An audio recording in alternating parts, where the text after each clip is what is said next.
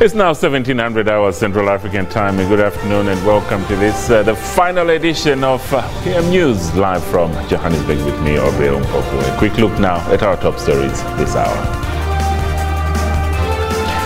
Late struggle veteran and ANC stalwart Dr. Zola Skweyiya hailed as a champion of the poor and a committed freedom fighter at his funeral in Pretoria. DA leader Musima Imane takes a swipe at President Cyril Ramaphosa, saying he failed to listen to Northwest citizens who are calling for the removal of the embattled Premier Supra Maumapil. Also coming up, a special provincial funeral service for ANC stalwart Beco is held in Kwezana village near Alice in the Eastern Cape.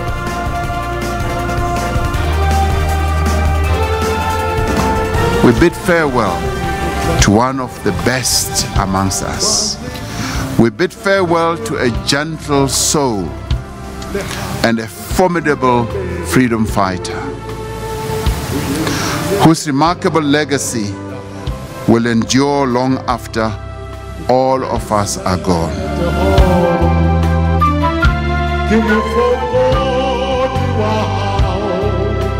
Sitilala ngoxolo umkhonto wesizwe. Oliver Tambo sicela ubambe isandla sa Zola Skweyiya as he comes to meet you all, Nelson Mandela and many others.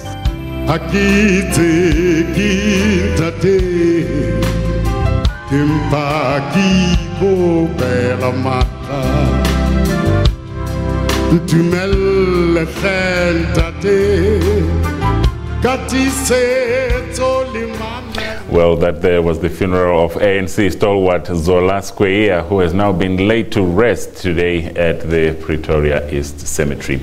Dr. Skweyiya was accorded a special official funeral.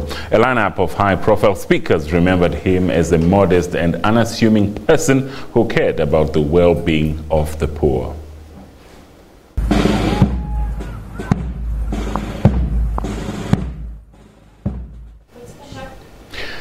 Skweyiya joined the ANC in 1956 and was an ANC activist at Fort Hare University.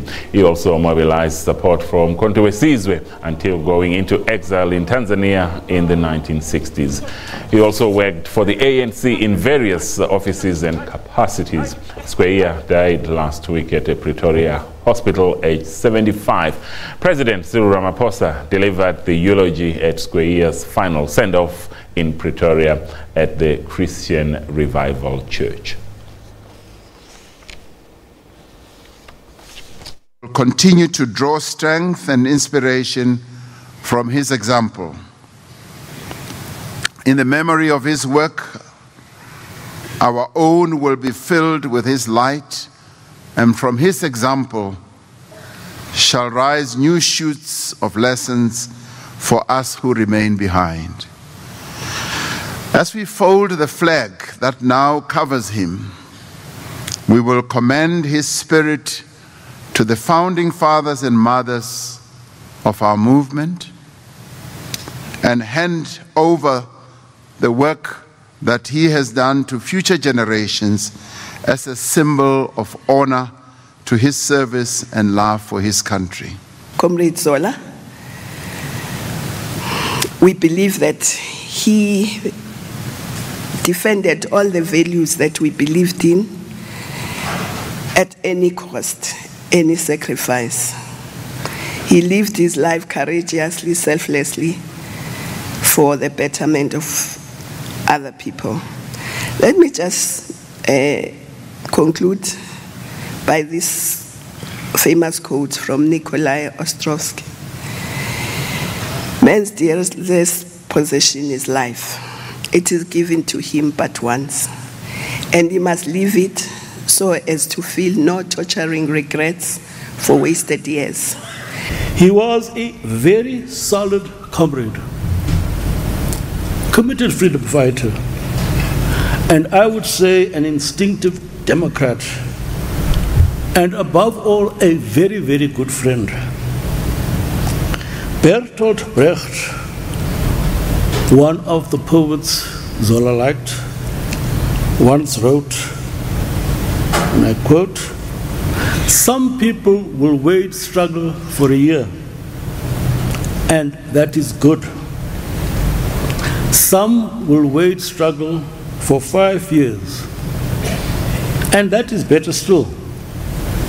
But there are those who will wage struggle for their entire lives. They are the ones we cannot do without." Zola Skweyiya was one such person.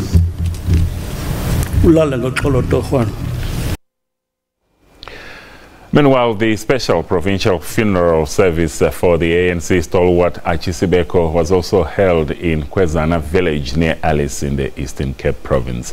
Speakers described him as a remarkable leader. The role Beco played in the fight against apartheid was also applauded.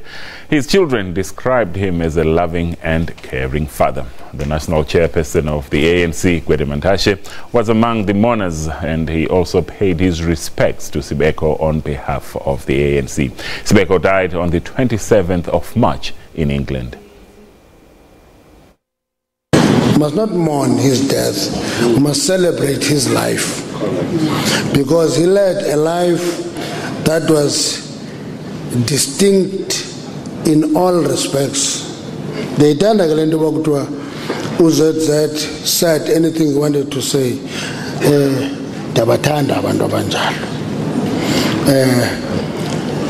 Now, he made choices in life. That's what life is all about. But the choice he made was he was going to give up his own freedom. He was going to give up his own youth to fight for the freedom of others. That means he valued the freedom of everybody in the country than his own career, his own life, his own freedom. He gave up his own for others. Comrade ZZ, as he was fondly known within the ranks of our national liberation movement, was a trade unionist of note, a leader of the South African Railways, the harbour and the laundry worker unions. Of course, that predecessor of COSATU, or the South African Congress of Trade Unions, but also as well as the World Federation of Trade Unions.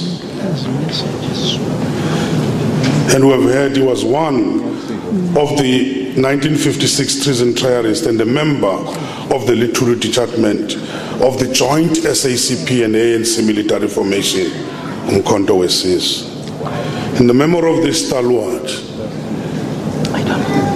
the stalwart of our struggle for liberation and social emancipation, the Tripartite Alliance needs to urgently move the National Democratic Revolution forward to a second radical phase and to reconfigure itself to uproot the systematic problems or systemic problems of inequality, of unemployment, poverty, and social insecurity, which is afflicting the workers and the poor. And to the family and the friends, we are saying nothing we say can take away from the pain that death brings in its wake. But we can offer a perspective that a life well lived is never a waste. And NUMSA President Chirwa says they are stepping up their bus strike efforts this week, with a countrywide stay away now planned on the 25th of April. This as negotiations between the unions and employers continue to deadlock. Thousands of commuters have been left stranded since the nationwide bus strike started on Wednesday. This is a class war, and in a class war, these workers have nothing else to rely on except to withdraw their own hands so that their lives and the lives of their children can be improved. So, unfortunately, the workers in the bus sector have no choice. We understand the impact of the strike. We've already said that it's unfortunate that ordinary workers, who most of them are members of trade unions, by the way, had to be affected by these strikes. But we're clear that if there's somebody to be blamed for this mess, is the bosses for their intransigent manner in which they are handling negotiations, for simply refusing to even make a reasonable offer in which workers can look at, workers can be able to say, yes, we can settle on this one so that we go back to work. These workers are prepared to go back to work. They are ready. They have been ready since the beginning of the strike. They've said that we just want at least a move that can indicate that employers are really willing to address their issue. But they are talking to themselves. There's no employer who is listening to them. There's no employer who's showing cause. And unfortunately, like we say, that the victims are still, again, our members, are still communities who rely on these buses. I mean, it's a very unfortunate situation, but I don't think it could be correct to suggest that because the strike hit hard, ordinary workers who rely on buses, therefore, the workers in the bus sector must be exploited and accept horrible working conditions simply because the strike will affect the other. And if we are looking for somebody to blame, it's the bosses that are refusing to address the strike. But not only that, we have been hearing statements from ministers to say we must find speedy resolutions. We have not seen intervention, serious intervention from government ministers, from political leadership to help the bargaining team to find solution. They are only speaking, making statements, but we have not seen real effort from them to say that we indeed want to find solution to the strike. We don't understand why the Minister of Labour is running away. We don't understand why the new Minister of Transport is running away and being busy making statements that we must find solution when it's supposed to be coming close to the process to help the parties to find solution.